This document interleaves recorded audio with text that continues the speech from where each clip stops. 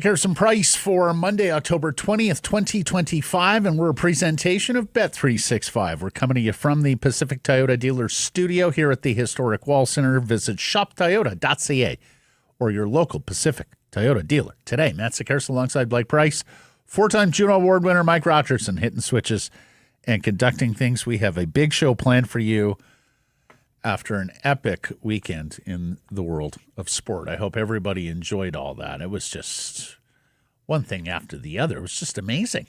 Locally and abroad, I brought my sleeping bag to BC Place. Did you? For the Lions on one night, Whitecaps the next. 1-for-1 there at BC Place on the weekend. Yeah. 2-0 for the Vancouver Canucks, although bodies lost. We'll get into that. Yeah, my goodness. 1-1 Blue Jays in Seattle over the weekend, setting up an epic Game 7 here tonight, plus so much else going on around the world of sports. Mike did not get to the UFC card at Rogers Arena on Saturday, so he missed that flurry of Canadian victories to close out the card, including our boy proper Mike Malott with a win, and an upset of DeRitter in the main event, although I got reports that the main event was lame. Yeah, he got beat pretty handily. Yeah. And this isn't our crave the stats for the day, but there was a lot of kicks to the nuts. What is the stat there? Yeah, they had to two separate 5-minute breaks for nuttage. Nuttage. Yeah. And then there was the flying knee from Jourdain. Yeah, not to the nuts, but that'd be problematic. Whew. Let's not even speak of it. You know, we had people who would have gone to the Lions in UFC, or maybe even the Caps in UFC if it was for the most part an afternoon card, right? Anyways, I hope you indulged in the world of sports this weekend. It was amazing. We'll start with our Redwoods Golf Course poll question. Was Tom Wilson's hit on Philip Hedl dirty? You can vote yes. You can vote no. Do so at the Peterson Price X and YouTube channels. Okay, so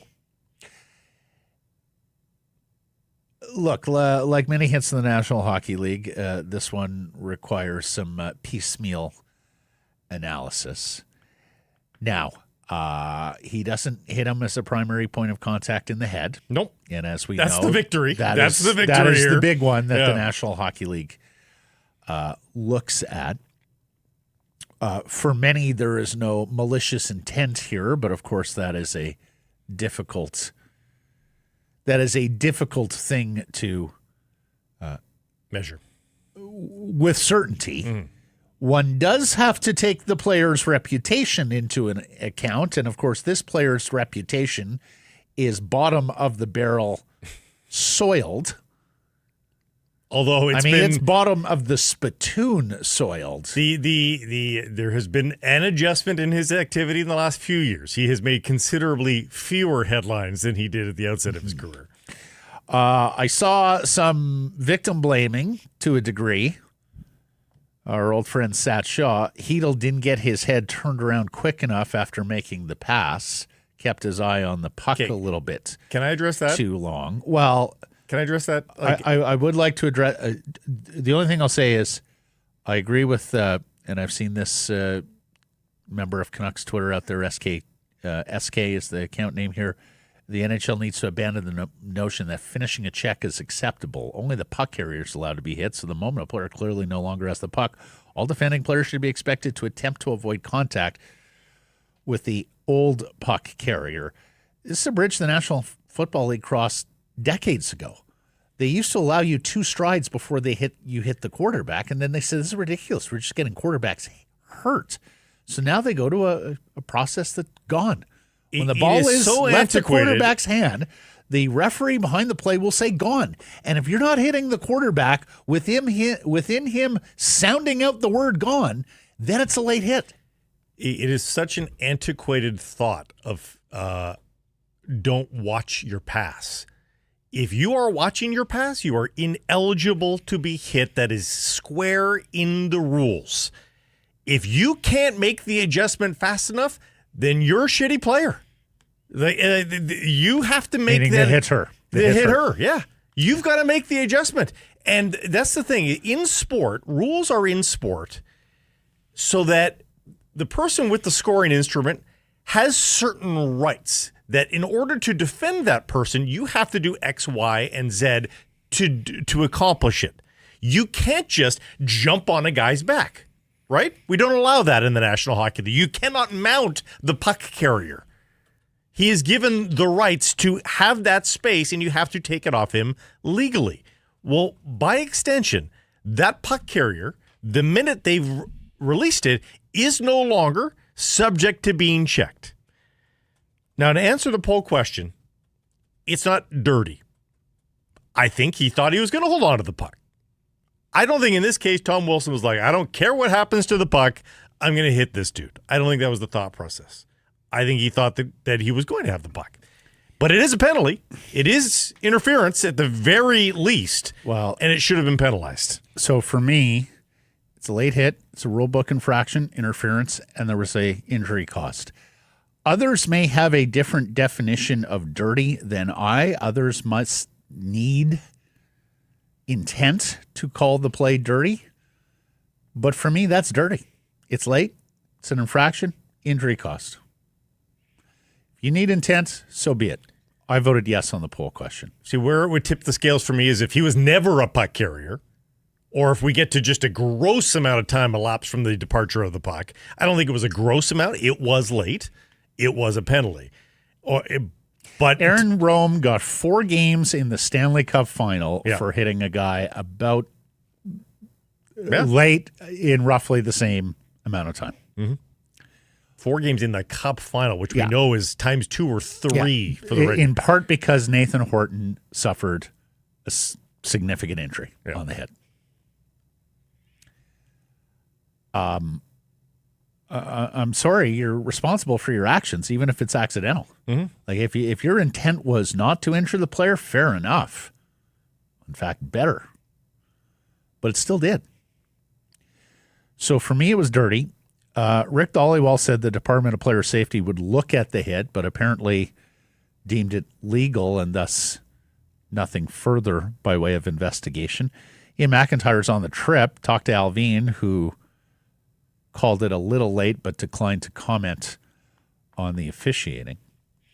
Adam Foote, for his part, was happy that the Vancouver Canucks didn't act like dogs off a leash in a park after that and kept their focus on the matter of hand, which was 2 points in Washington. Here's the head coach. I like the way our players didn't get caught in with a lead like that, getting caught in the trap of a hit like that, running after them and trying to get them. And we have to get the 2 points first, and then that other stuff takes care of itself later down the road if it needs to be taken care of, which we'll view it. And I don't know, it was a clean hit or it was just a bad timing for Heats there. But I really like the way, they're smart. They're trying to get us off our game, and we held it together. We didn't want to go 4-4 with a team like that, and get in the box with being down guys. And look, for me, this is Adam Foote passing another head coaching test. He kept a cool head on his shoulders, much like his predecessor, Rick Tocchet, and we had talked about that over Tocchet's 2.5 years here, that he wasn't going to allow officiating, calls that go against you, rulings that go against you.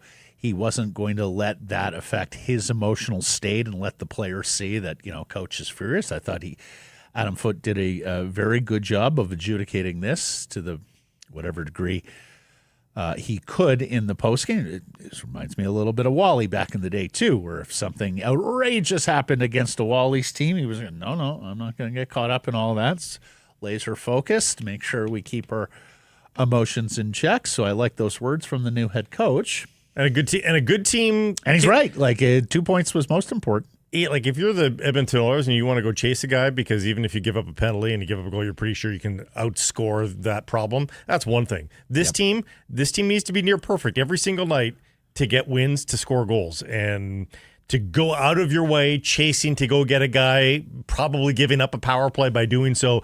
the Canucks cannot be that group right now. They just can't. And ultimately, so you voted no. I voted yes. Is that where we're at? Yeah, and ultimately later on, a situation did present itself to be physical for Mancini, who fights in the first time in his life, albeit not against Wilson. Those are the sorts of things. Sure, they can take part in that, but not chasing Wilson. Now, Evander Kane is on the ice when the hit happens. Where are you on retribution? That should be part of what Evander Kane is doing for the Vancouver Canucks. Probably the biggest, toughest customer on the Canucks, certainly amongst the forward group. I'd have to go look at the tape and everything. Like, here's the problem. He's in the scrum with Linus Karlsson. But here's the problem.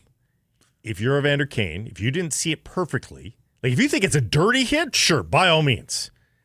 But if you're not sure, like guys just get hit and get hurt. If you're not clear that you're like, again, we pan the mandating of fights after clean hits all the time.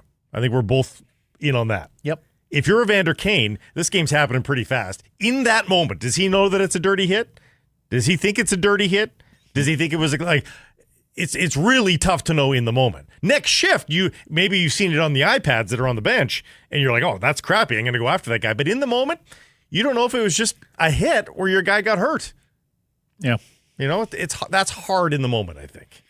Daily poll question brought to you by the Redwoods Golf Course, where if you've got a team building or networking event that you would like to put on, they do custom corporate events, including packages that include golf lessons. You can work with their PGA of Canada teaching professional Craig, food and beverage components as well. And we've been telling you about the junior golf camps for children ages 6 to 16. Set your child up for the sport of a lifetime. Private, semi-private junior lessons available and flexible to your schedule. redwoods-golf.com/instruction. Let's get to our top story, brought to you by Yellow Dog Brewing and Neighborhood Brewing, Foolish Winery. Winning weekend, but much is lost. Canucks beat Chicago and Washington with two impressive performances, improved to 3-0 on this 5-game road trip, back above 500 on the seasonal record, but lose Filip Chytil, Jonathan Lekkerimäki, and Teddy Blueger to injury, requiring a flurry of roster moves. Chytil and Lekkerimäki have been placed on injured reserve. Victor Mancini has been dispatched to AHL Abbotsford, while forward Joseph LaBate and defenseman Jimmy Schuldt are recalled. These are necessary lineup moves for tomorrow, but they also have cap implications with Nils Höglander moving to LTIR. Pierre-Olivier Joseph is off injured reserve and will play tomorrow against his old teammates, the Pittsburgh Penguins. Don't think, oh my God, I like what Mancini's been doing. I can't believe they sent him down, and now they're going to play Schuldt. I will. I'll buy lunch if Jimmy Schuldt plays on this stint. Okay. It was a good sandwich place across the way. There's a good pho place down the street. It was mostly accounting, and at the very worst, it was. There are some cap savings, basically, from doing it the way incremental. But at this point, if they're going to need to trade for a center, you're into LTIR now, right? And if they're going to need to pay for a center, they need to save cap space wherever possible. I would even venture to say I wouldn't be surprised if they make another call up and some more moves tomorrow so that Schultz indeed doesn't. Remember, going down, you have to play. Like Mancini, yes, he has to play now for Abbotsford before he comes back up. But coming up, you don't have to play. Jimmy Schultz does not have to play with the team. Yeah, and Abbotsford's next game is Friday when they'll raise a banner at Abbotsford Center. So one thinks that Mancini would be in that game, and then who knows? We could see him the next afternoon. It's a 4 p.m. start Saturday at Rogers Arena against the Montreal Canadiens, who are getting the early start time a la the Toronto Maple Leafs. Sportsnet's Ian McIntyre is on the trip. Talked to Patrick Alvin, who says Teddy Blueger is doubtful to play tomorrow in Pittsburgh. He says Brock Besser is a possibility. Besser missed the game Sunday in Washington, leave of absence for a personal matter. Chytil and Lekkerimäki have both flown home here to Vancouver for further medical evaluation. McIntyre also reporting that the NHL denied the Canucks' request for a paper transaction on Mancini. I mean, I thought the rules were pretty cut and I dry. didn't know And that to be was a honest, thing. a certain date, it was earlier this month that was the end of paper transactions. But You can ask for I favors. guess there's an appeal. McIntyre says he strongly suspects Tom Wielander will be seen before the road trip ends. It's tomorrow in Pittsburgh. It's Thursday in Nashville. Joseph LaBate has played center, so he'll have to dress tomorrow, or they'll have to recall someone who can play center, like Nils Oman. The rest of the center depth chart looks like Elias Pettersson, Max Sasson, and Atu Ratu playing second-line center in Game 7 of the season. Blake, we have entered more expensive not to territory. And Alvin's also said that to IMAC too, that he insinuated that I think that I have the quote. they knew that it was coming. They knew there was a possibility. Not even they thought in their wildest dreams would happen by Game 5. Alvin Imac, depth-wise, I think we're good at the bottom of the lineup. It's more how you get the skill guy for the top 6 that is the challenge. I think there's always been an urgency to add that player, and that's been something we looked into all summer. I would say this probably makes me look at other things I might not have looked at before. Just take a different view. My job is to look at the options short-term and long-term and what makes sense for us. It sounds like he may have to up the ante and pay a price he was unwilling to pay as recently as 48 hours ago. It also brings recriminations, woulda, coulda, shoulda, but of course a lot of people were saying at the time it's crazy town to go into the season with these 4 centermen.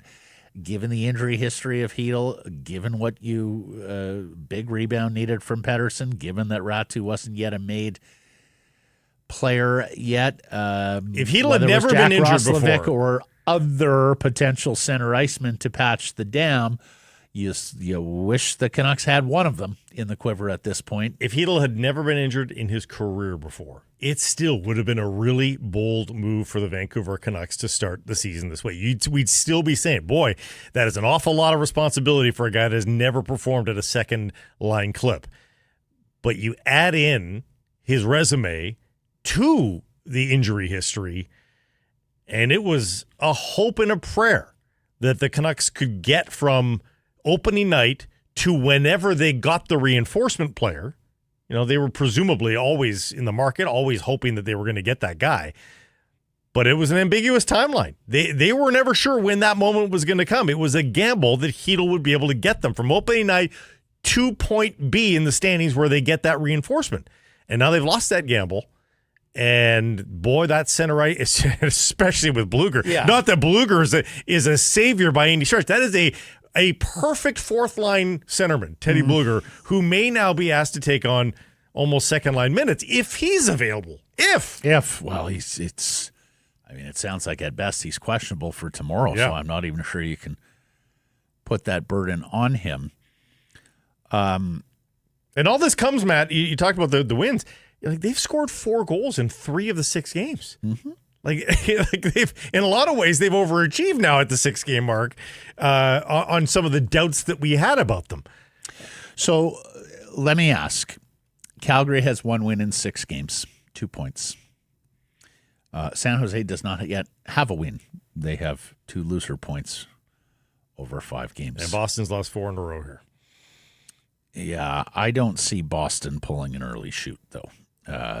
They got 3 wins already. And they're in Boston. Yeah, there's a different pressure there. Yeah. And I'm not sure there's anyone in San Jose who qualifies as a second line. Although you've brought up Alex Wenberg in the past. So Alex Wenberg in San Jose or Nazem Kadri in Calgary. And look, it is still stupidly early, and I'm not sure either team is willing to pull the shoot. But San Jose, if they're being honest with themselves, look, this is not a playoff team. And Calgary, as we know, I mean, their captain, Michael Backlund's already talked about this openly. Rasmus Andersson, their fine defenseman, is going to be traded at some point this season.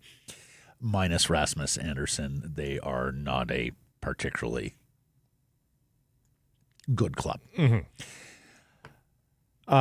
Still very early. I can't imagine either would pull the shoot this quickly.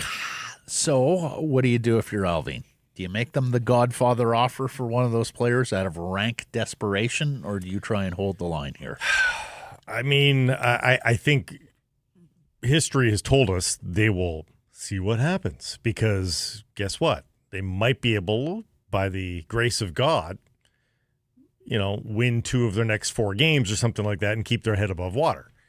Which, honestly, if they won 2 of their next 4 games, I would give a standing ovation at that point, given the roster that they are currently pushed to ice.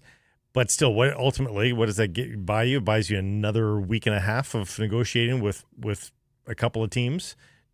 Does it change the price? Does a new name come to make a knee-jerk reaction today, Matt? That seems a little harsh. I think you probably don't want to appear that desperate, and you want to make some calls. But yeah, within the next short to medium term, I'll say this: the timeline has been pushed forward. I mean, they need to do something. They cannot wait until early December, if that was sort of where they were thinking. If they were thinking sort of Nikita Zadorov trade territory. That was late November, if I'm not mistaken, yeah. Actually, that might have even been mid-November. I don't think they can wait that long. I think it's going to have to happen before that. It was early December for Zadorov.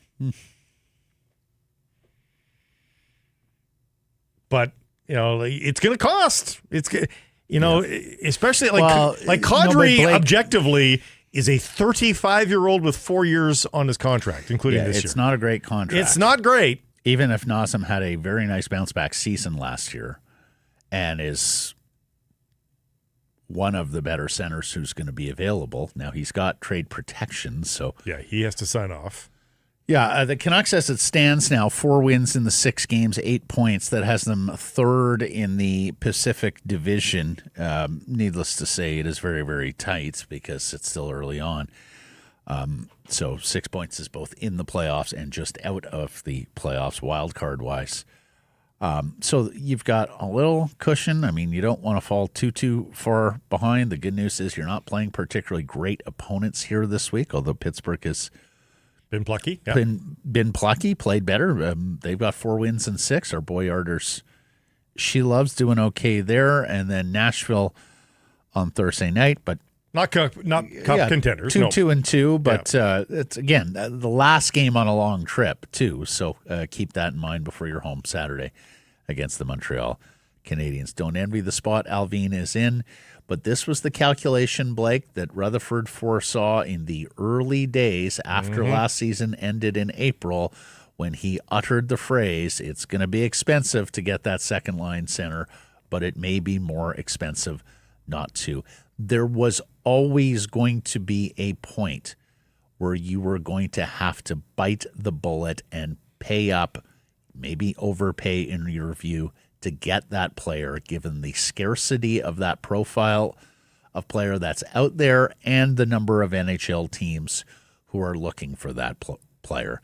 The law of economics applies here. Kicking the can down the road was not going to change the law of economics. The only way that was going to change is if you got into a situation where it was a trade deadline acquisition, late February, early March, team holding a guy who was to be a UFA in the summer, and then suddenly the prices came down. But outside of that scenario, Blake, it was very, very difficult to see adding a second-line center without having to pay a rich price, and I think the price just got richer. I will applaud because other teams know the situation, the straits you're in at center ice. I will applaud the Canuck fan that shows up to the next home game with a Canuck jersey customized with 2C on the back, and then across the name bar, more $sign not to. Do it. We should tell Wyatt about that. Go send a message to management because, I mean, as we said, it was a calculated risk. They felt the prices were too high for the mediocre players that were on the market.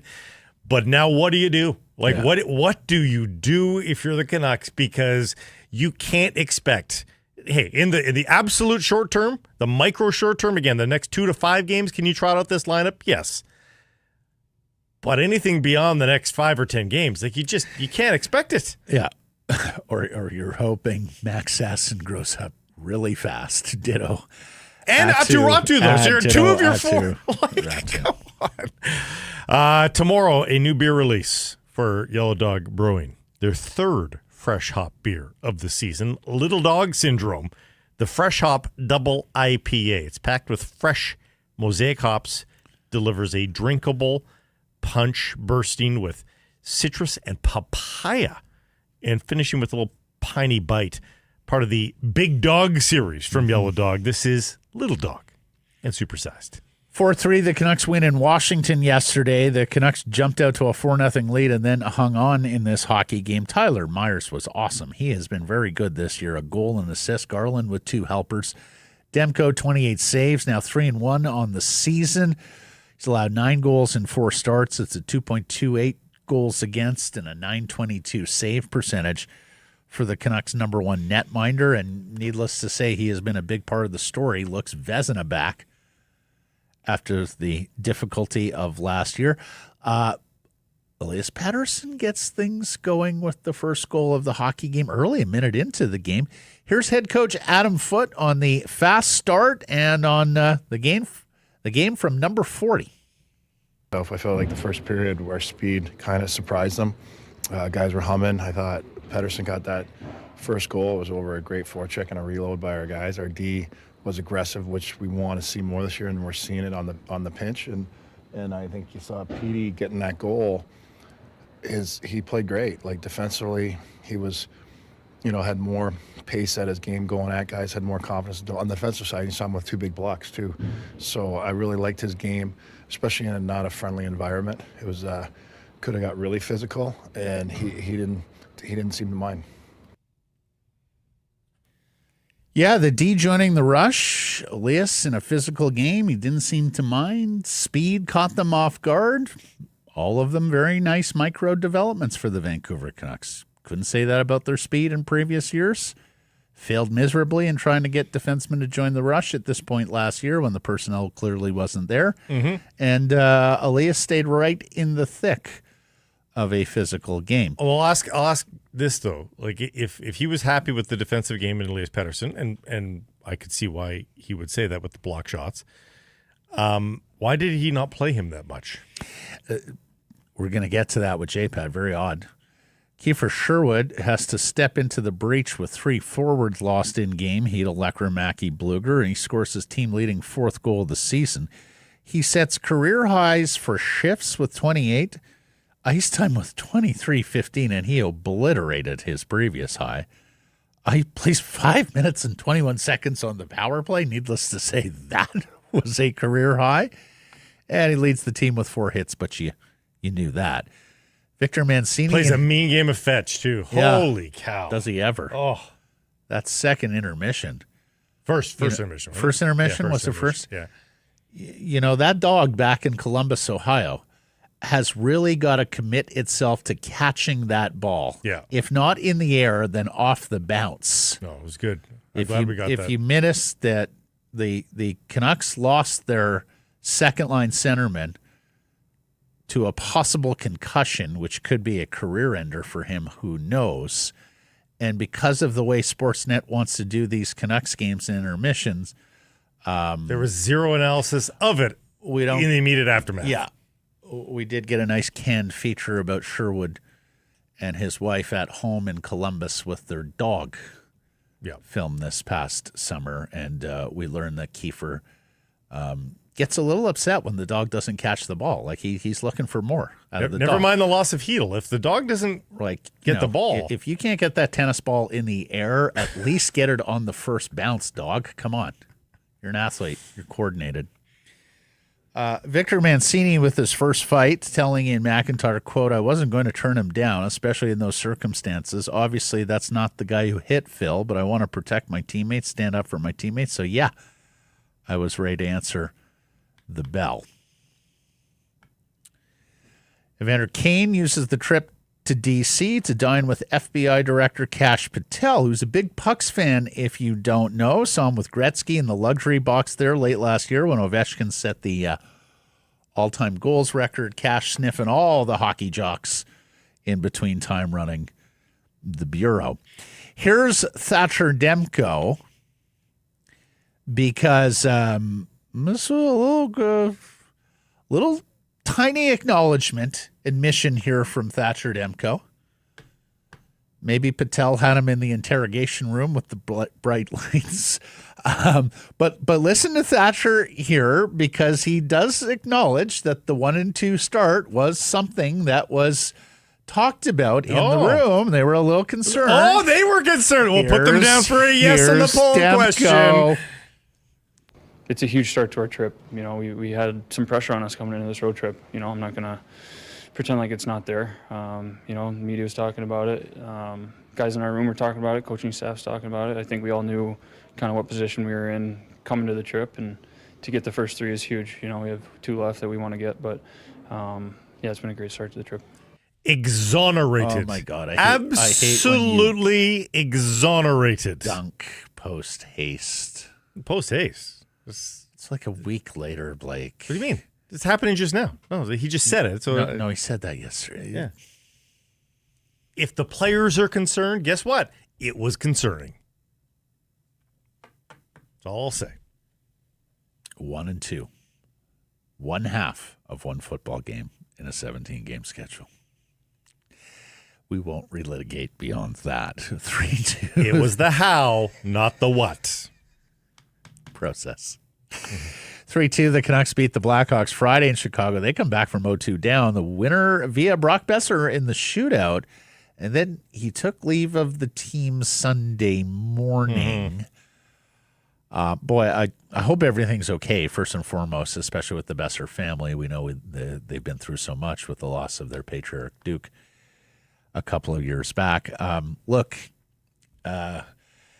we spent a lot of time looking at the implications at center ice here, Blake, with the injury situation on Hedl and Bluger. Buddy, you cobbled together these winger duos for me. If Besser can't go tomorrow. Oh, my gosh. DeBruskin, Garland, okay. Evander Kane and Kiefer Sherwood, okay. Based on results, yeah. Drew O'Connor, Archdeep Baines, Linus Carlson. Just put Joseph it just doesn't matter. Just put it all in a blender at that point. The bottom 6 will be whatever it is. I don't think there's any strategy at that point to it. By the way, O'Connor with that nice move. Breakaway and then a half break as he splits the D a little bit. More of that, please. Max Hassan scored in that Chicago game, his second in as many NHL games this year, and he actually scored in the first 4 games of his season. Yeah, at different levels. He got goals in each of the Abbey Canucks' first 2 games and then goals in each of his first 2 games with the NHL Canucks. Of course, big part of that Calder Cup championship last year. Before we leave Pettersson,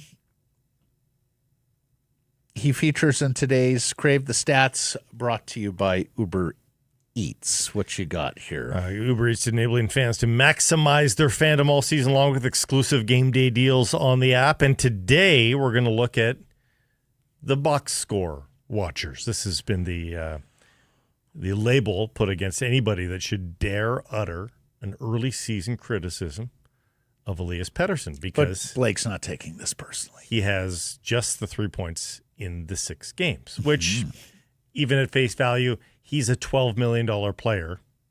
I think you can criticize 3 points in 6 games. But even going beyond that, I would suggest to those that are box score watchers, him getting praised for blocked shots and defense of the puck along the wall, my goodness.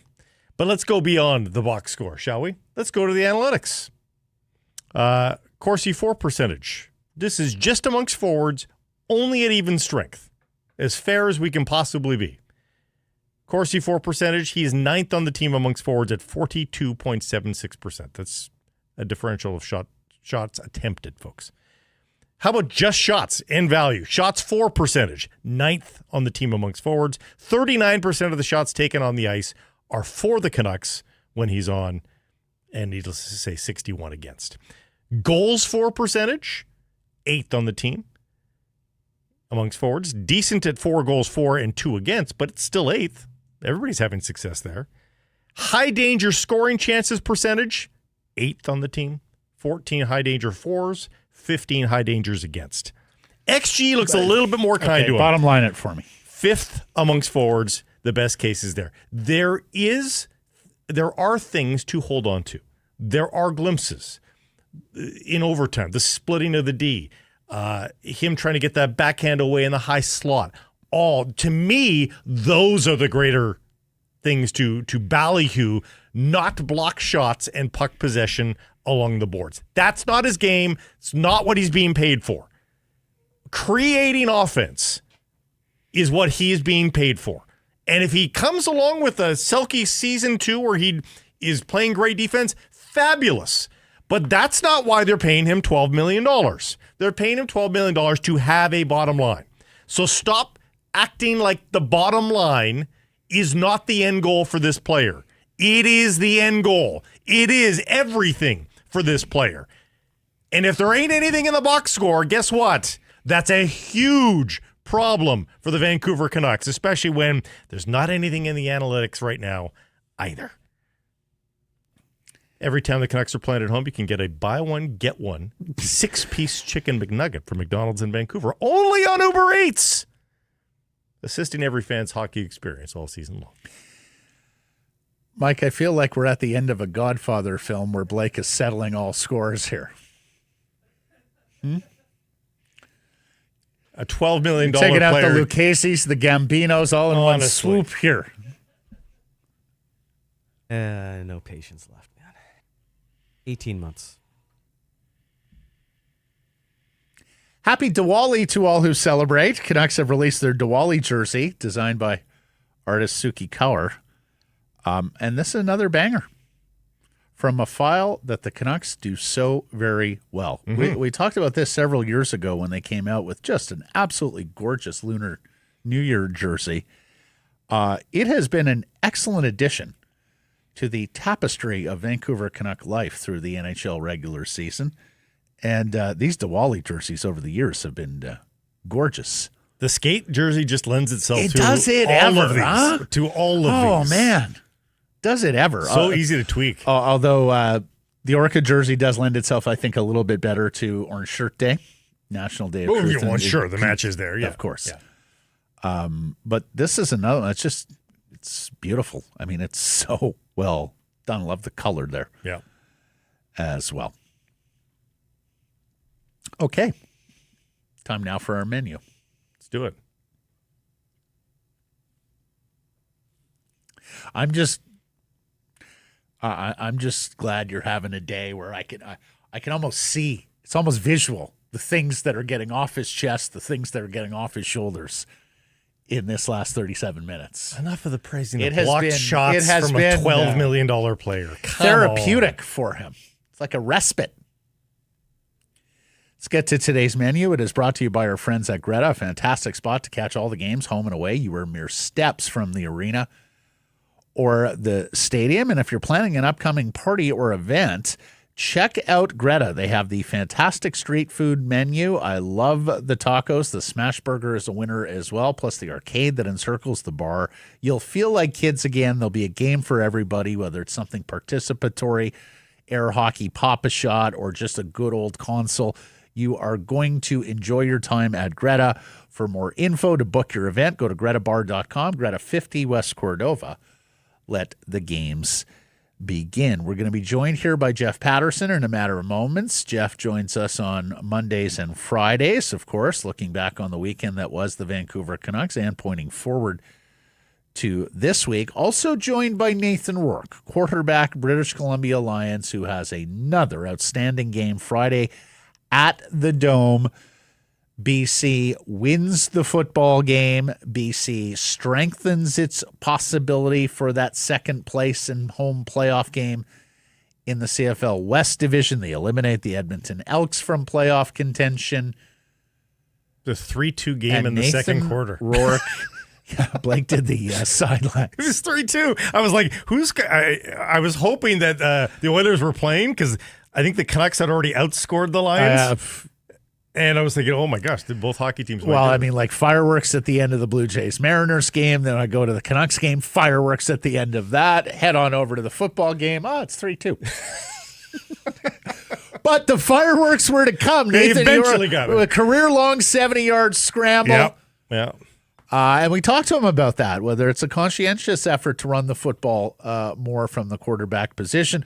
Game ball to our boy Mike Benavidez, the defensive coordinator, Blake, and Buck Pierce said in the postgame, I don't do a lot of game balls usually, but the way this defense has improved over the last 5 weeks, all wins for the BC Lions.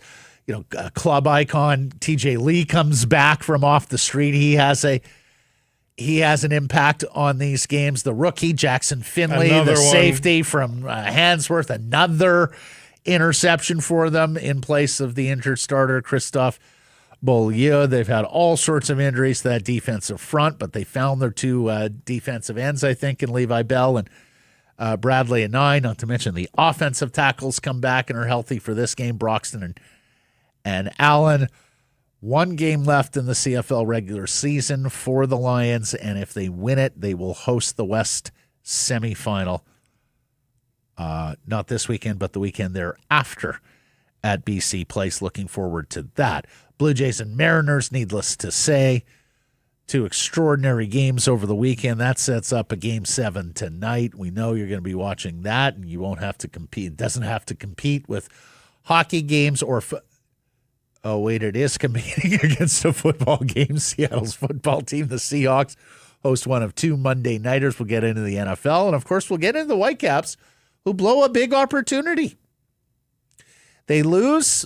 The 11-game unbeaten streak comes crashing down at BC Place after a red card early to Matthias Laborda. We now know they're in the 2 versus 7 matchup in the MLS West. Well, against the exact same opponent, FC Dallas. Is Dallas just going to stay here? I don't think they will, no. But Sunday games. 11 of 16 teams last year that hosted the best of 3 series won, so it bodes well. The home team, here's the downside. Fall into number 2. If it all goes according to Hoyle in the Western Conference, LAFC. it's LAFC. In the second round. And we talked about how good they have gotten since adding the Korean international Sonny from EPL side Tottenham Hotspur. Am I allowed to call them that? Remember, there was guidance. There was brand standards there. They wanted to be Spurs or Tottenham. They don't like Hotspurs Is anymore? Tottenham Hotspur still allowed? Who's to say? We'll have to ask our friends in North London. What is the penalty for getting their name incorrect? Will they simply not make their players and officials available to this program? Yeah. I don't think so. So all that is coming up on the show. A big weekend for Canadian tennis as well. Get into that. Time now for our Bet365 bets of the day, Blake Price. And I don't know how you did on the weekend, but I was on the Caps, and that did not go well. Oh, and I was also on Elias Pettersson for his first goal. And while it came Sunday. It did not come Friday. I was also on the Lions over. And the Lions laying 6.5, which is where you were. So you won. You start us off. The Seahawks game, a couple of good rush defenses here. Probably not a lot along the ground. But I wonder if the extra muscle along the ground might get the job done. I wonder if they turn to Zach Charbonnet as much as they turn to Kenneth Walker. I just need 50 yards out of Zach Charbonnet to get a big number at plus 225. Do they rumble with Charbonnet at plus 225? Yeah. I'm looking at Game 7, Blue Jays Mariners, and I like the over of 7.5 here because, let's face it, outside of a 3-1 Mariners victory in Game 1, every game has gone over here. You've had 8 runs in the previous 2. You had 10 runs in the game before that. You had 17 runs in the game before that and 13 in the game before that. But I'm also going to double up here. He told everyone yesterday he's born ready. Vladdy Jr. is having a postseason for the ages. To hit another dinger tonight pays plus 350. So give me Vladdy and give me the over. This segment, a presentation of Bet365, whatever your bet. It's never ordinary at Bet365. Download the app, get in on the game, use code NATION when doing so. Must be 19 or older. Please play responsibly. Can you imagine how we'd be speaking about Ernie Clement if it wasn't for Vladdy Guerrero? Like, they've got Ernie Clement. I just have such confidence each and every time that he comes up to the plate. The only problem I is can't explain he's it. just being outshone by Vladdy Guerrero. Exactly. It's crazy. I sit there and I watch this at bats and I go, I feel like I felt when Paul Molitor was at bat that one that's postseason. Good comparison. With the blue, that quick little Similar OPS. He chokes up a whole lot, but Molitor had one of the quickest bats going, and Clement just seems to find a way to get bat to ball. Doubles. I was like, it's crazy. Love him against those lefties too. JPat coming up next.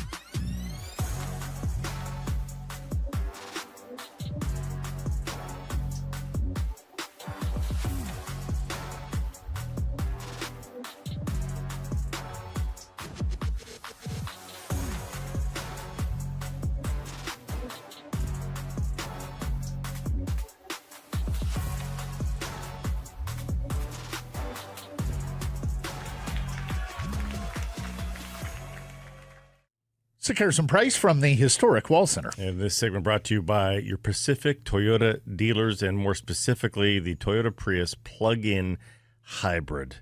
No longer do you have to worry about battery and range and a fabulous car around it. You get it all with the Toyota Prius, a fabulous car with no range regret. You can be an EV when you want to be an EV. You can have the gas range when you need the gas range. Have it all with the Toyota Prius plug-in hybrid SE from $99 weekly at 3.49% APR for 64 months with $3,600 down, and it includes a $3,000 discount. Visit shoptoyota.ca or your local Pacific Toyota dealer today. Charge as you drive. No charger at home, just regular plug-in, right? Here's Jeff Paterson, our Canucks reporter, the host of RinkWide Vancouver. They were busy this weekend unpacking a couple of games, including a ton of storylines coming out of this Washington game. He joins us now. Hi, Jeff. Good day. Is Joe LaBate a plug-in hybrid for the Vancouver Canucks? Does that meet the criteria? He's a diesel, I think. I think he's diesel. We were talking about Joe LaBate, and if you've missed this, the Canucks have recalled Joe LaBate. He last played a game for the Vancouver Canucks 8+ years ago, Jeff. We are wondering what is the longest any player has gone between games for the Vancouver Canucks, and if Joe LaBate could qualify if he gets into one here this week. So someone's going to have to do some digging for us. Bobby Schmotz is the best I've come up with so far. That was a good pull, Blake. I like that one. Yeah. How long for Bobby? It was like 6 years. Okay. Yeah. How long did Trevor go between his? Just 3. Yeah. Small potatoes.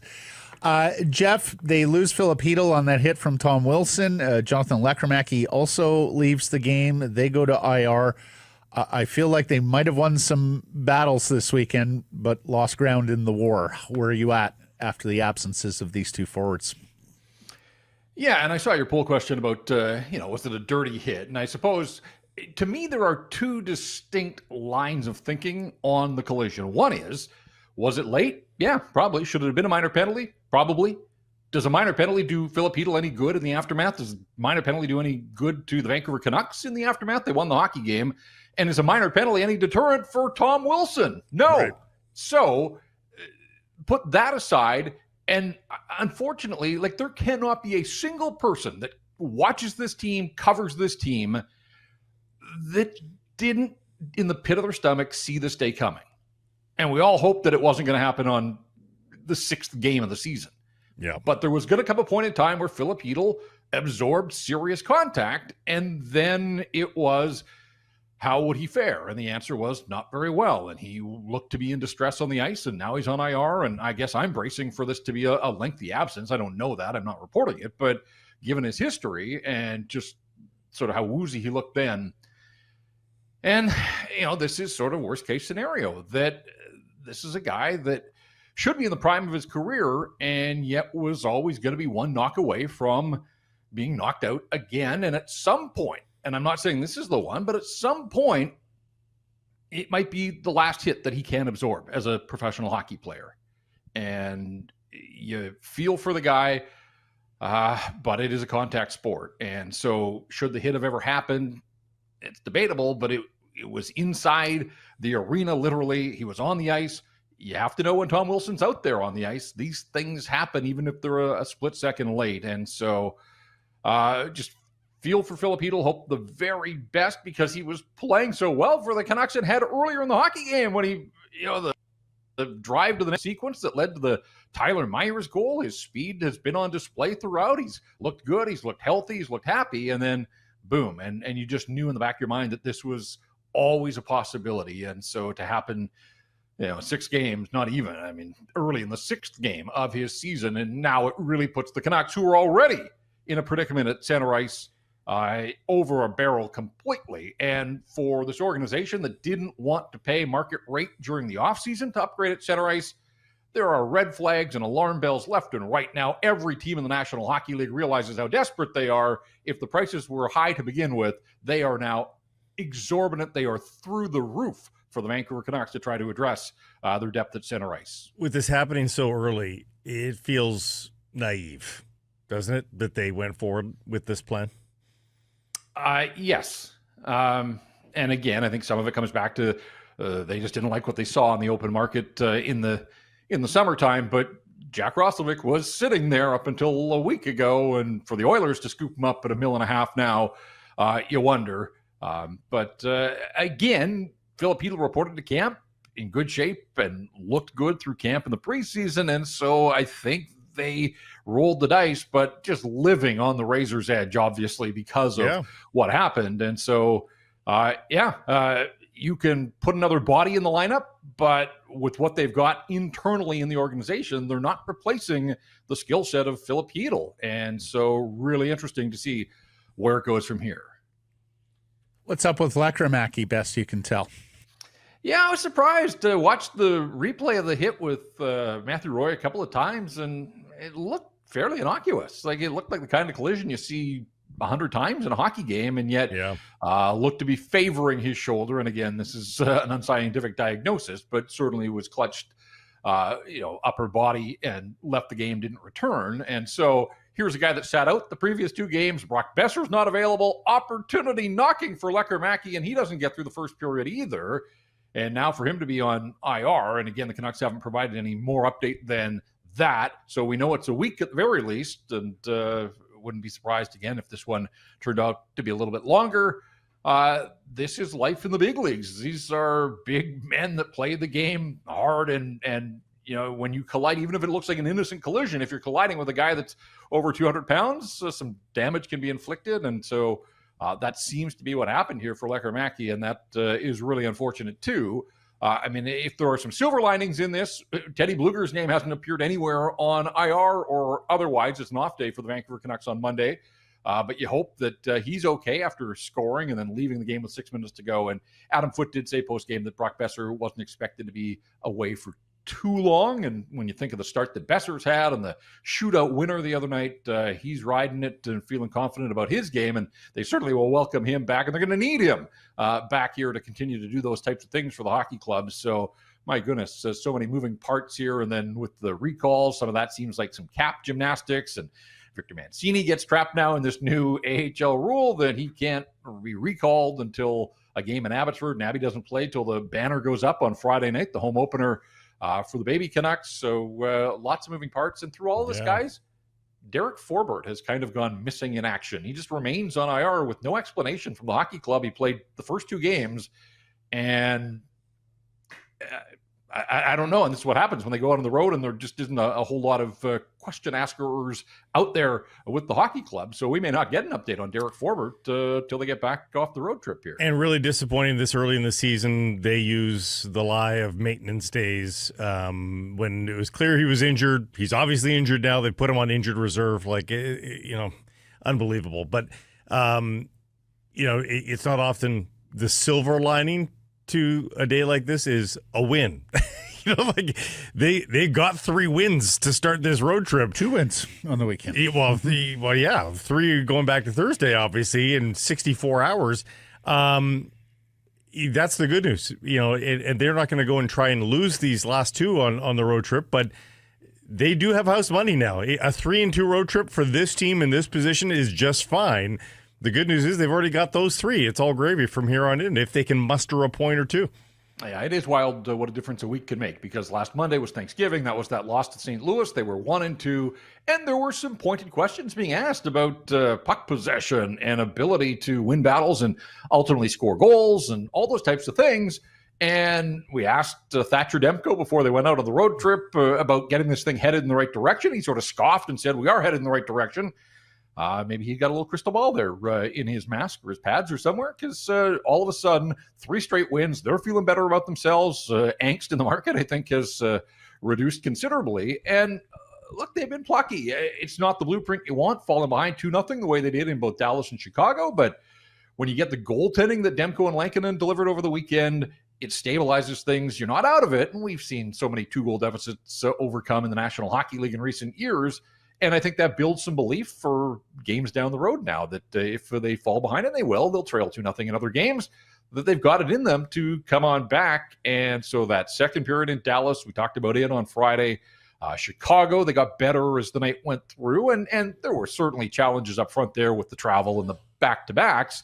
And then obviously Washington. I mean, we've all been wondering about starts. They got it right. It took them 6 games, but boy, did they get it right with the start. And EP40 getting his first less than a minute into the hockey game. That gets him into it. I think it probably gets his teammates into it that way. And there was no let up. And I really was impressed with the way that they just stuck to the task here. And, the Wilson hit didn't get them running around or derailed or spooked in any way, and just continued to pour it on. So full credit to them. I mean, short-staffed, and yet those were some pretty impressive victories. And as you said now, like, you can't sweep a road trip. And I don't want to get ahead of myself, but you can't sweep it if you don't get the first 3. And now you go to Pittsburgh and Nashville. Like, Pittsburgh's all right. I mean, they're 4-2, and they're stars. Malkin and Crosby both off to nice starts, but they're the Penguins. I don't think that's an impossible task there. And Nashville kind of spinning its wheels. So not out of the realm of possibilities, but all they can focus on is the Pittsburgh Penguins and icing a lineup. And we don't really know what that's going to look like until they hit the ice for morning skate on Tuesday in Pittsburgh. For those who needed a response to Tom Wilson, Jeff, you would say what? ... Yeah, the Canucks are one of about 31 other teams that really don't have much of a response to. He is a unicorn. He is. He plays the game that way. He's always played it on the line, like towing the line, sometimes crosses it. And again, a minor penalty there, big deal. By the way, Tom Wilson only has 1 minor penalty all season and leads the Washington Capitals in scoring. So he's showing his value to them when he stays on the ice. But look, I'll give a guy like Linus Karlsson's not going to square up and fight Tom Wilson, but I thought that was a pretty good teammate. Got him, wrapped him up as best he could there. Is it a massive statement? No, but for a guy that's fighting for a spot in the lineup and trying to prove that he's an everyday National Hockey Leaguer, there are times you have to get uncomfortable. And I think that was one of them for Linus Karlsson. And, Victor Mancini fighting Brandon Duhaime. I think that was more a result of it being 4-0 in Duhaime. That's out of the role he plays, right? He's a bit of a troublemaker out there, and he's trying to spark his hockey club. And Mancini, who has never had National Hockey League, I thought he acquitted himself pretty well. He's a big dude. And as we said, he's down in Abbotsford now, so he's not going to get an opportunity to do that a whole lot more. But I think that was young guys trying to show that they're in this, that if it has to be that Wolfpack mentality, if you will, then guys were willing to step up and stick up for teammates. So credit to those guys in that moment. So with Mancini going down after not playing a whole lot, played just 7 minutes, Pierre-Olivier Joseph's got to be ready to go for tomorrow. Or, Jeff, tell us everything you know about Jimmy Schultz. He's a 30-year-old Minnesota native who has played a grand total of 9 games in the National Hockey League, 8 of them for San Jose after making his debut for the Vegas Golden Knights. We all remember his debut for the Golden Knights, don't we? Yeah. I think that's more cap gymnastics and I'd have to look at salaries and those types of things, but I think P.O. Joseph, he's taken a couple of warm-ups here. He practiced last week in a non-contact jersey, but it sounds like he's ready to go. And a former Penguin, I'm sure he would be chomping to get an opportunity to skate against his former team. So I think it probably is as simple as that. But again, we'll wait and see if there are corresponding moves here as they try to flesh out who's healthy enough and who's able to go. So I would think that P.O. Joseph slides in there. I thought it was really interesting, guys, over the weekend, both the Chicago game and Washington, that the Canucks essentially went with 4 defensive pairings instead of 3. They didn't play DPD and Mancini together, even though they were listed as the third pair on the depth chart. Mancini played most of his shifts with Quinn Hughes, and DPD got most of his shifts with Filip Hronek. And so you had Hughes, Hronek, you had Pettersson, Myers, and then you had Hughes, Mancini, and Hronek and DPD. I got to make sure I got all that right. And they're out on the road. These are young guys. They really can't shelter them. And so rather than throwing them out there the second night of back-to-backs in Chicago and against a Washington team that has some firepower, I thought it was fairly crafty coaching by Adam Foote and Kevin Dean, if that was their solution to get these guys the ice time, while also making sure that they weren't putting the team in a tough spot with a couple of rookie defensemen out there in their own zone. So we'll see. P.O. Joseph's got close to 200 NHL games under his belt, a little bit more experience there, but he hasn't played since the preseason, so he would probably have to knock a little bit of rust off. So I'm kind of curious to monitor the usage and the deployment of the 6 defensemen, if in fact that's the way they go against the Penguins. I feel like we should have an animation and intro now for the EP report.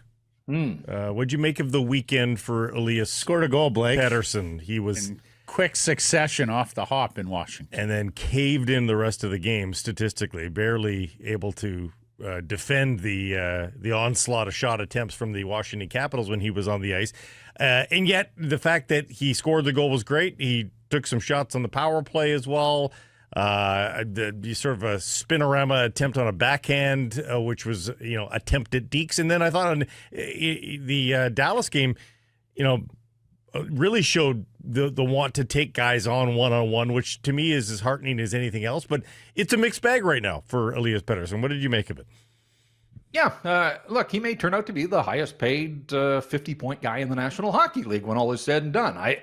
3 points in 6 games isn't it. But yes, he scored a goal against the Washington Capitals, and so can he back that up? But he also blocked 3 Alex Ovechkin shots in the dying seconds, and in Chicago, was it Chicago or Dallas? They were together, but there was the other shot, I think it was Dallas, late in the Dallas game as well. He's doing those things defensively that he's always done, but he's also getting paid close to $12 million. And Jack Eichel's got 15 points already, and Nathan McKinnon's, I'm reading stories about early season Hart Trophy bids. These are his peers, and the offense still hasn't arrived for Elias Pettersson. Now, some of that is that this team ultimately isn't going to score a ton of goals. And so the idea of a 100-point season, that may be out the window, but I think a lot of people felt like for us to declare him back, he had to be a point-a-game guy or thereabouts. Well, he's got some work to do in that regard. This isn't me carving him, and I don't want this to be seen as me carving him, but I do wonder if this is who he is now, and you're going to get a solid 2-way game, and there's going to be some points. There'll be some nights where the power play clicks a couple times and he ends up getting, 2 assists or a goal and a helper. But it really has been a point here and a point there, and he was one of the last regular forwards to put a puck in the net. So it's hard to be doing cartwheels and singing his praises. But at the same time, I do want to point out some of the other areas of the ice in which he is contributing. And to your point, like, if it's baby steps, then yeah, knifing through the defenders in overtime in Chicago, like that looked a little bit more like goal. That's right. EP40 and doing the thing around Sandin with the puck through his skates and getting a backhand off. The fact that he's thinking that way and able to attempt some of those things, like, that's all promising. But for me, I'm a bottom line guy, and his bottom line has to improve. And I think that's part of why, again, when we talk about deployment, I don't know if you guys noticed this, but Teddy Blueger didn't play the final 6 minutes of the game and still played more than Elias Pettersson in the game in which Filip Chytil left in the first period. And as I look back through the ice time and the shifts, Elias Pettersson only killed 20 seconds of shorthanded time. on Sunday in Washington, where he had been used a little bit earlier as one of their primary penalty killers. Teddy Bluger's back, so Bluger took on. But to me, one of the real revelations of the first 6 games, guys, is Connor Garland has opened this massive lead in overall ice time among Vancouver Canucks forwards, and he's earned every second of it. But a big part of that is he has been their most used penalty killer by a long shot, 4.5 minutes more than any other forward on the hockey club for Connor Garland. So on top of everything else that this guy does for this team, he has stepped in and become really their primary penalty killer as well. And of course, Bluger didn't play the first handful of games, so that describes some of the difference there. But I mean, what can't Connor Garland do for this hockey club right now? Like, it's a joy to sit back and watch every single shift. His motor's always run, but he is an impact player on every shift. He's like dictating the way things are going, picks the pocket of Alexi Protas, who's like 8 feet tall, on that PD goal to open the scoring. No, I mean, Connor Garland's in the groove. This guy has continued to improve through the years, and I think he's playing his best hockey in the National Hockey League here to start this season. Yeah, 22 minutes, 20 seconds. Sherwood played 23-15 in this hockey Look game. way down that list to find Pettersson. Staggering totals. Those two guys, Matt, played over 9 minutes of the third period. As Oh, the my Canucks were goodness. trying to protect that lead. So for Kiefer Sherwood, a career high by more than 3 minutes. He didn't eclipse his previous high. He smashed it Demolished by 3 minutes. So, yeah. When we talk response or lack thereof, Jeff, they had Joseph LaBate, the pride of Burnsville, Minnesota, in the lineup yesterday. Something might have been done.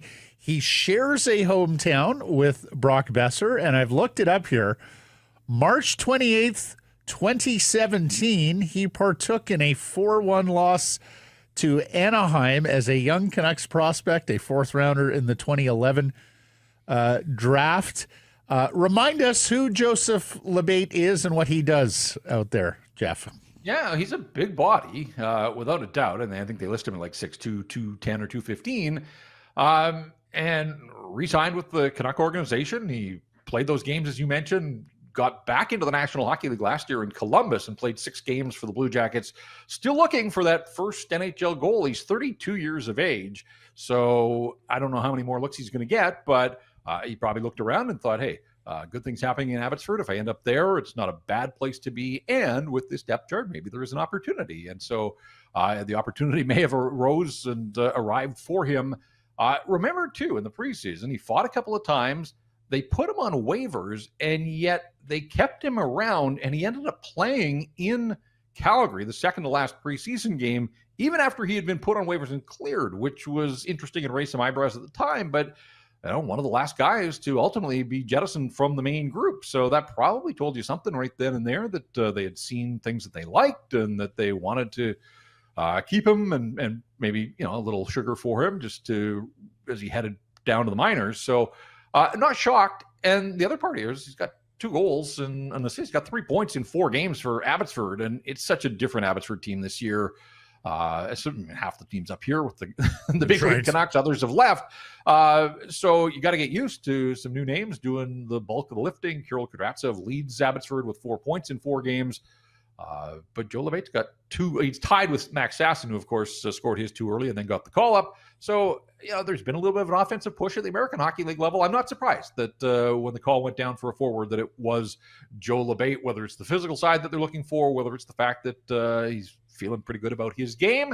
And I would think with the fact that Hedl and Lekermacki are no-goes for certain, and we don't know about Brock Besser, like, this isn't a token call. But I think Joe LaBate's playing. Oh, he's playing. Yeah, I think so. And if there's no Besser especially, but even with Besser, Jeff, I mean, is Adam Foote going to dumb this game down here on Tuesday and Thursday to extract points here, knowing that they are up against it right now with the current health of the team? Well, he's going to have to lean on a lot of the guys that we just talked about. They're going to need Elias Pettersson to back up the performance that he had in Washington. They're going to need Garland, and they're going to need Kiefer Sherwood. They're going to need a little bit more from Jake DeBrusk, who scored his first in Chicago the other night on his birthday. But it's been a relatively slow and quiet start for Jake DeBrusk. You know that there's more there. Evander Kane, mixed results, obviously, through the first 6 games, but still looking for a little bit more of a presence offensively from him.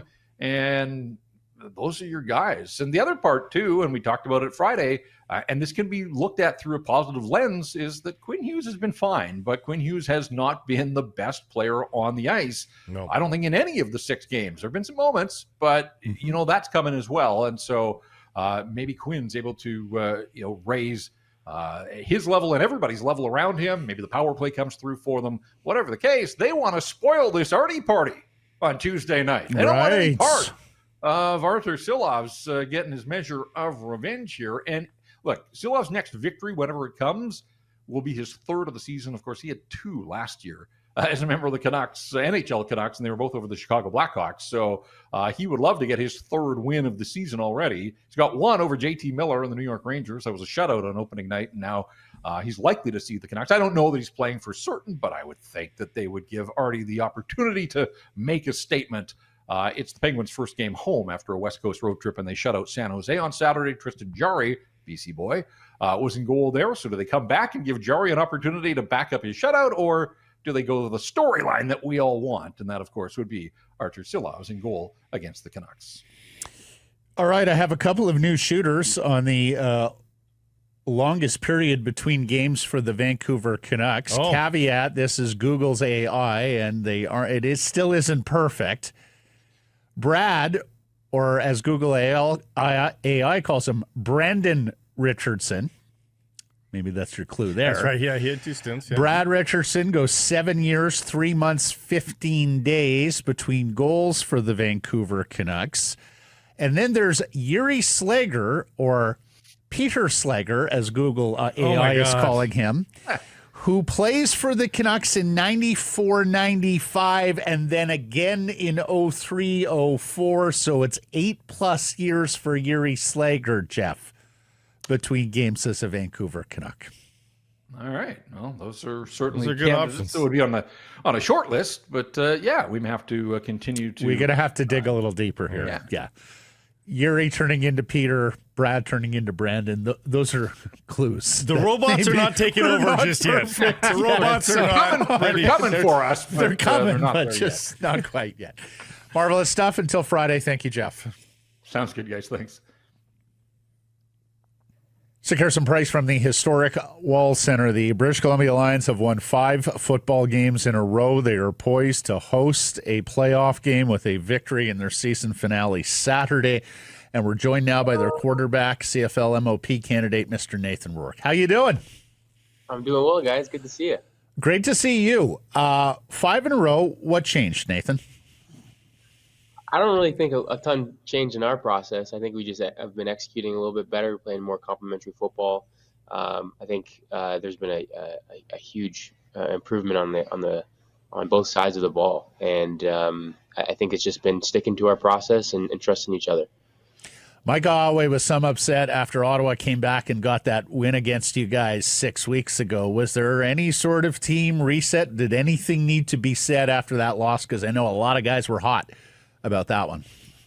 Yeah, myself included. I think that was one that was certainly tough for us to digest, knowing that we were up in that game. Offensively, we just felt like we didn't, we want to be able to end the game with the ball in our hands and not put our defense in that kind of position, and we didn't do so. So we were looking at that game, and that was a gut punch for sure. So, but I don't think we made it too much of a dramatic moment. We acknowledged that it happened, realized that we made some mistakes and would have changed some things down the stretch. And I think we've done a good job learning from that and putting that in the past.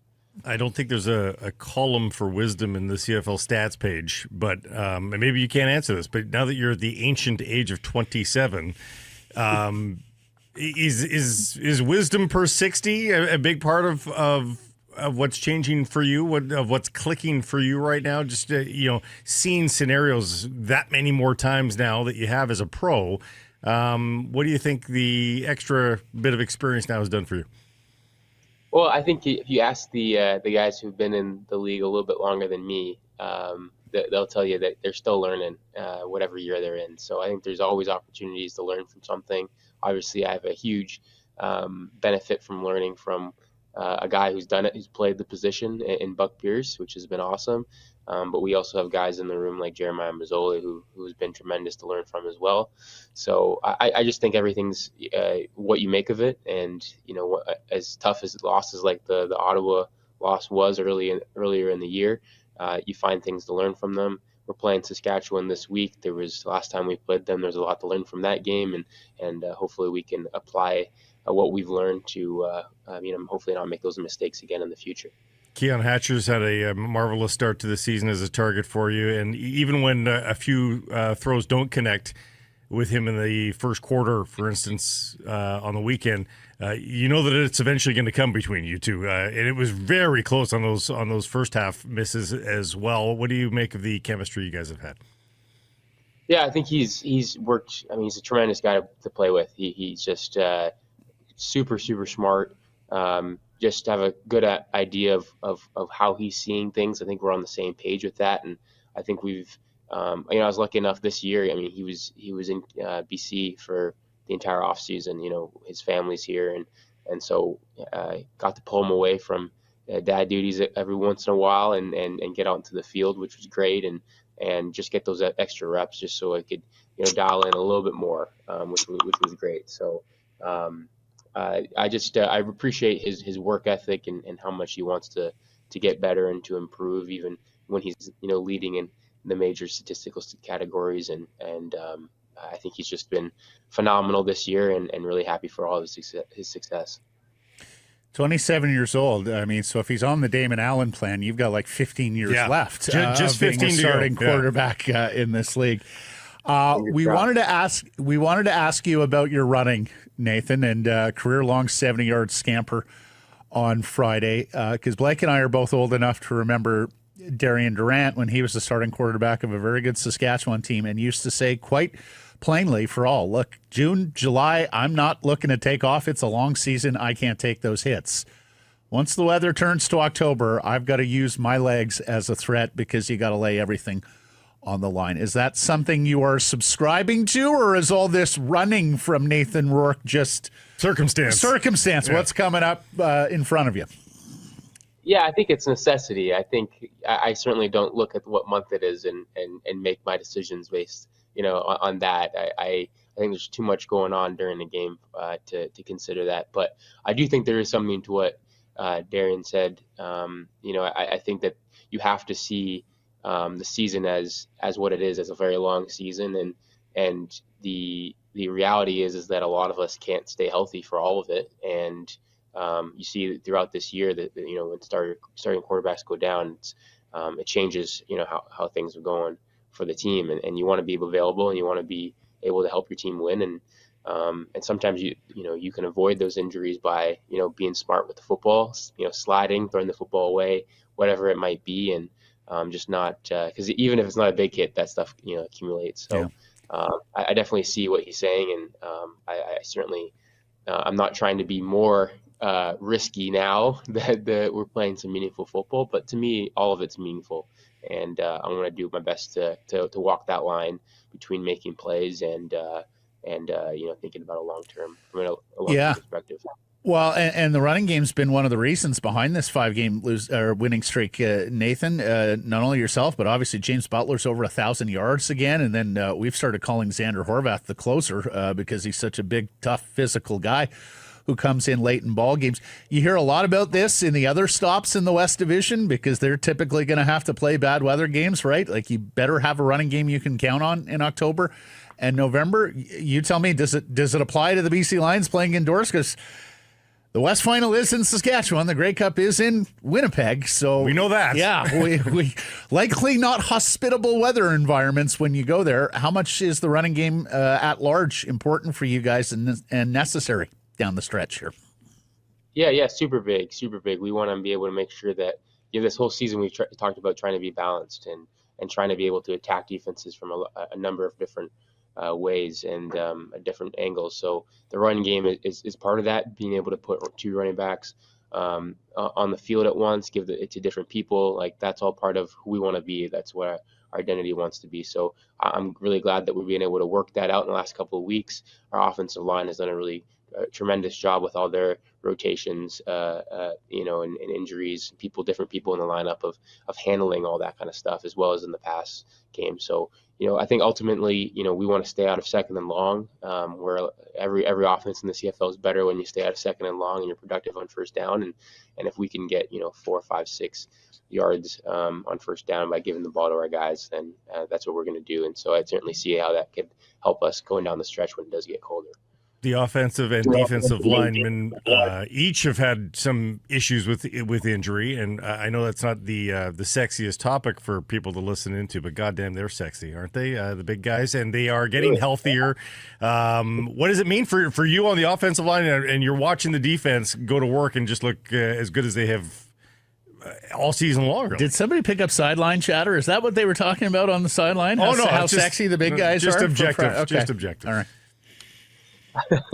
Yeah, I mean, defensively, it's been awesome to watch those guys just improve every single week. I think ultimately, we recognize, again, we talked about it being a long season. You're not going to have it all figured out at game one, and that's usually not a good thing if you have it all figured out early in the year. We want to be able to peak at the right time, and they've certainly figured who they are as a defense and their identity, which has been great. And we've been noticing a change during practice. We've seen that they're starting to play with a lot more confidence. The practices have become a little bit more competitive, which is great. Later in the year, energy is great, and they come to work every single day with a lot of energy, and we have to match that in offense. So we feel like we're getting better just playing against them, and obviously it's showing in games where they're getting a ton more turnovers, getting a lot of pressure on the quarterback, and just making a lot of plays, which helps us out in this past game. We're offensively we're starting a little slow, not really clicking, and our defense is keeping us in it. They scored, they had the safety and then the pick six, which were huge plays in the game, and they kept us in it. So we're certainly going to need that type of play going into these big games coming up. Lastly, from me, Nathan, most outstanding player. How much does it mean to you? How much does it mean to your teammates? Yeah, I mean, it's certainly an honor to be considered or to be in the conversation. It certainly isn't the main focus. I don't think, personally, I go into a season, with that as a goal. I think it's ultimately you want to win championships, but I think at the same time, when it comes to individual awards in this league, you tend to have people, players who are a part of the best teams that are the ones who win it, right? And so I think for all of our guys, we want to be able to recognize the hard work and the effort that guys put in every single day, and we know that they have the best chance of winning them if those awards if we're one of the top teams. And so ultimately, we want to have team success, and we want to be able to lift each other up. But I think it's certainly an honor and something I won't take lightly. But at the end of the day, not the main point of focus at this point in the year. I just want to see as far as see this team out. I think we've got a lot of potential to be able to finish this thing, and that's where our focus is right now. And you get an award this weekend if you get a win, right? You actually get payback if you win this weekend. You get to host that West semifinal. There's a cause and effect there. That's probably something that a short-term goal, obviously, that pays big dividends for you. Yeah, that's a huge one for us. Obviously, at this time of year, playing in an away stadium is difficult, no matter the circumstances, but especially in the playoffs. And our fans have just been tremendous this year. They've showed up in a big way. They've this past game, a Friday night game, 7:00, in BC, in Vancouver, they showed up, and it was a big game, and they were a big part of it, and they made it a tough environment, and we want to be able to have one more game for them, and I feel like we owe it to them at that point. So we more than one reason though why we want to have one more game at home, and especially a game of that magnitude, hosting the West Semi would be a huge accomplishment for us. Lack of travel, all that stuff. No, so much handier. It's been a pleasure to watch here over the last month and a half, Nathan. We wish you the best of luck in Regina on the weekend. Sure as heck hope to see you at BC Place in a couple of weeks in the West Semi. Appreciate the time, sir. All the best. Thank you very much. Appreciate it, guys. Thanks. Carson Price from the historic Wall Center, built by Arbor Lee, and cheer louder when you're rested. Book your staycation here at the Wall Center, just minutes from the stadium and arena. Unlock that secure some price rate. Call 604-331-1000. Some blackout dates apply based on availability. So wrapping up on the Lions after Nathan Rourke, there are still three possibilities, crazy as that sounds, at play in this postseason for the Lions. I was started to think about this when I watched Calgary wrap up Toronto, and then Moj tweeted it. So God bless you, Moj, for putting in the work and getting it down. The easy parts are this. Number one, if BC beats Saskatchewan, they finish second and host the West Division semifinal versus Calgary. The other easy part is this. BC cannot face Winnipeg in the first round of the Grey Cup playoffs. The other part's not so easy. BC loses and both Calgary and Winnipeg win, then it would be Winnipeg at Calgary in the West Semi, and BC would cross over. BC loses, Calgary wins, and Winnipeg loses. It's BC at Calgary in the West Semi. From McMahon, it's Winnipeg crossing over. If BC loses, Calgary loses, and Winnipeg wins, it's BC at Calgary with the Winnipeg crossover. It's the three-way tie we talked about for a couple weeks ago. If all three teams lose, it's Calgary at BC in the West Semi with Winnipeg crossing over. And here's the thing. Calgary plays Edmonton Friday. Winnipeg plays Montreal early Saturday. So the Lions could have second place wrapped up before the game in Regina even kicks off on Saturday night. They will know the stakes at hand. Yeah, that's great. When that ball is ready to be kicked off. And that's one scenario that crosses them over. The chances are they're playing in the West. Yep. And if they're in charge of their own destiny, ultimately, and may not even need to do it. And they've been very successful against Calgary. We still don't know who would host the East Division semifinal. It is likely Montreal. But if Hamilton were to lose to Ottawa at home on Friday and the Owls beat Winnipeg Saturday, the East semifinal would be in the Hammer. Blue Jays and Mariners in a deciding Game 7 tonight from Toronto's Rogers Centre. First Game 7 ever for the Seattle Mariners. It is the second all-time for the Blue Jays. Their first in 40 years since their first postseason appearance, 1985. They lost Game 7 of the ALCS to Kansas City. Blake and I were wee pups watching that at home, bawling our eyes out. Lloyd Mosby should have had the catch. Anyways. Might have been at a high school dance. This is where the 20 months between us really shows up. He was at a high school dance. My mind was not on dances or girls at that point. It was all about the blue. The Jays are 2-1 in deciding games all time. They lost that ALCS game to Kansas City. They won Game 5 of the ALDS against Texas in 2015. And you remember they won that one-game American League wild card playoff against Baltimore in 2016 when the fan threw the drink at an Orioles outfielder. This is the 60th Game 7 in Major League Baseball playoff history, and the home team is basically 500. 30-29 all time. Wow. The home team has lost 7 of the last 8. Shane Bieber versus George Kirby. But everyone short of last night's starting pitchers, Logan Gilbert, Trey Savage, available. That means Kevin Gausman, Max Scherzer for Toronto. That means Bryce Miller, Luis Castillo, Brian Wu for the M's. All hands on deck. Vladdy says he was born ready. He's played like it. My goodness, who's what a postseason. Who's been a better story on the bump for the Jays, Savage or Scherzer in his one appearance? Yeah, well, I'll give the edge to Savage because he's pitched 2 excellent games, one not so excellent. Gausman and Scherzer, last relief appearance, the same game. Game 5 of the 2021 NLDS. Gausman pitched for the Giants in relief. Kidding. Scherzer saved the game for the Dodgers in relief. Jays won 6-2 last night in Game 6 to force the decider. They get 3 double plays for Trey Savage. Home runs from Addison Barger and Vladdy Guerrero. So if you're scoring at home, that's 2 former Vancouver Canadians coming up huge. You know what? When it mattered most. There's been several instances in this series where I've thought, The Jays need a double play to get out of this jam, and it hasn't been there. And they get it for 3 straight innings to support you, Savage. It was tremendous. M's wins 6-2, same score, Game 5 Friday, and John Schneider under huge criticism for coming with the lefty Brendan Little instead of Jeff Hoffman or Sir Anthony Dominguez when he had 6 outs to get. I have said it before, but I have not understood the rush to get to Brendan Little. I really hope not to see Brendan Little. I don't think we will. In fact, I'd prefer Fluharty if you need the left-hander to Brendan Little. Did you notice Isaiah Kiner-Falefa do the Dwayne Wade on one of those double plays, by the way? I did not. He makes the flip to second base and immediately starts celebrating. Does the fly away. The throw hasn't even gone to first yet. And Isaiah Kiner-Falefa is on his way to the dugout celebrating. I was glad Savage had his wits about him. He had to cover first base. Yes, on he that made 2 plays. Exactly. He made a couple plays.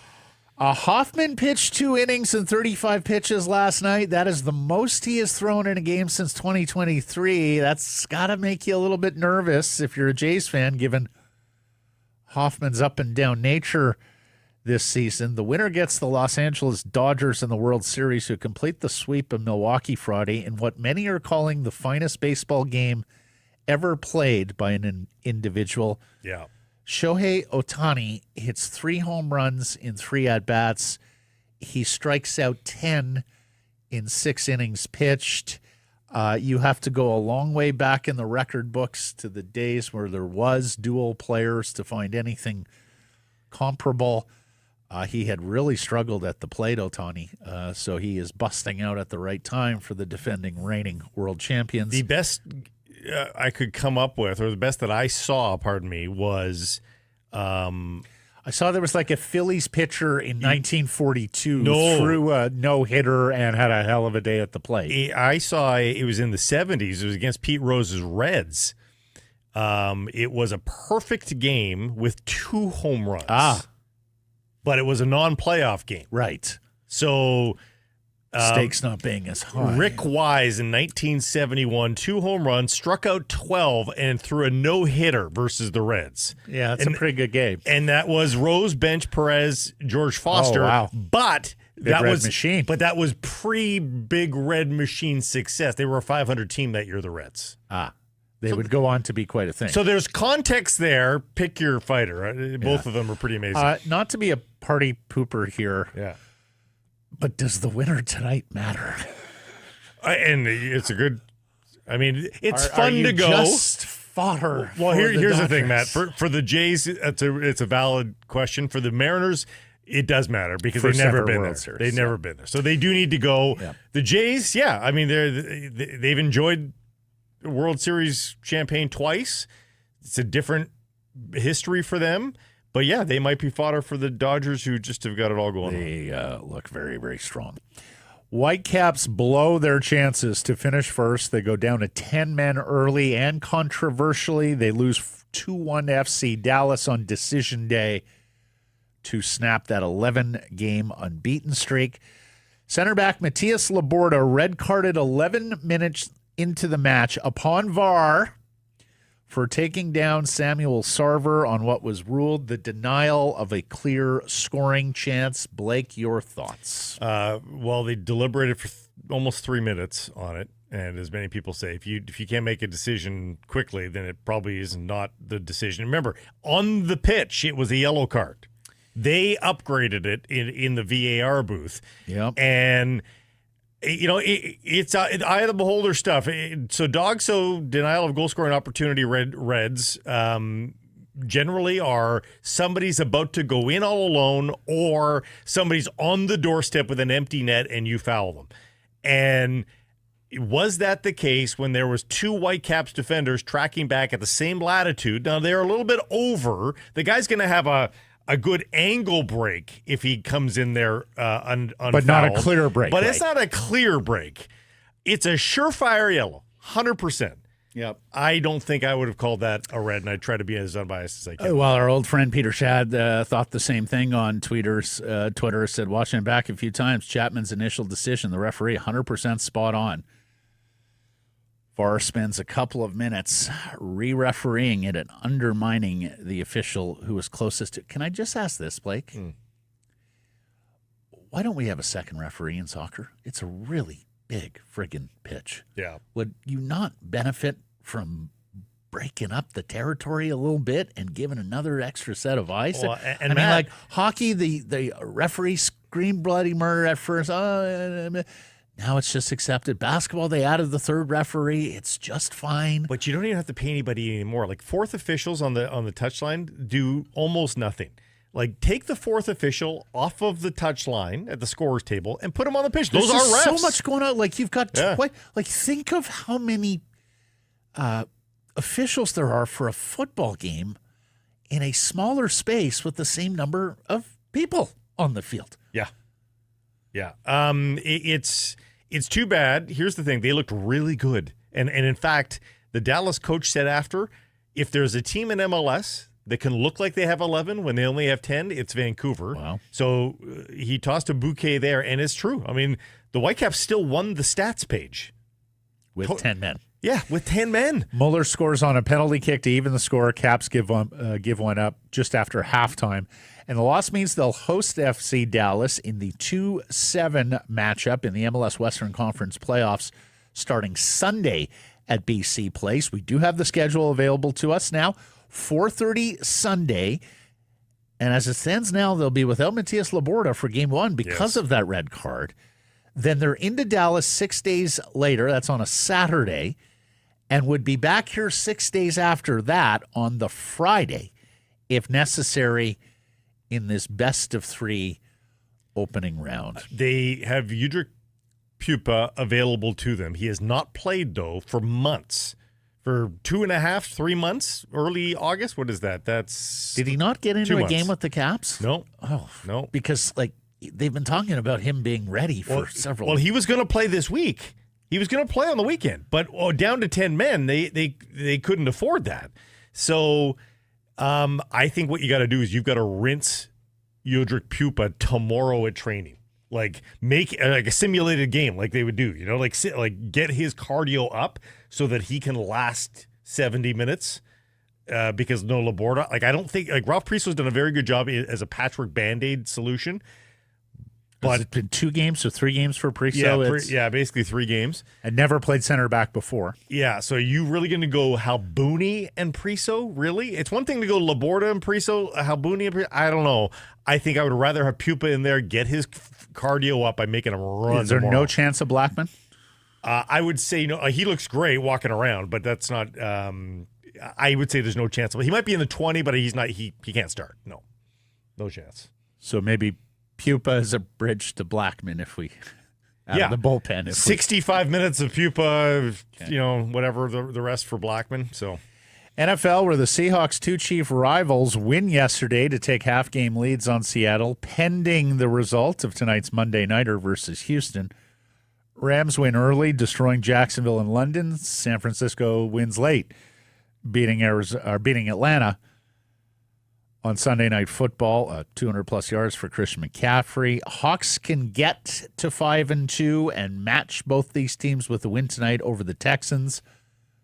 Will anybody be watching that game in Seattle if the Jays and M's are close in the late innings? Tree falls in the forest. The radio station down there in Seattle has had to bump the football game to its secondary FM frequency. When is the last time an NFL game has been bumped on local? The Shield radio gets bumped? Like, what? It's a true doubleheader tonight, too, on Monday Night Football. Tampa, Detroit preceding Seattle and Houston. Tampa is one of only 2 teams with only 1 blemish on its record, looking to match Indianapolis at 6-1. Everybody else has at least 2 losses. And then there's Green Bay at 4-1-1 with that draw. The Arizona loss drops them to 2-5, so it's shaping up as a 3-team race in the NFC West. Then there's the AFC West.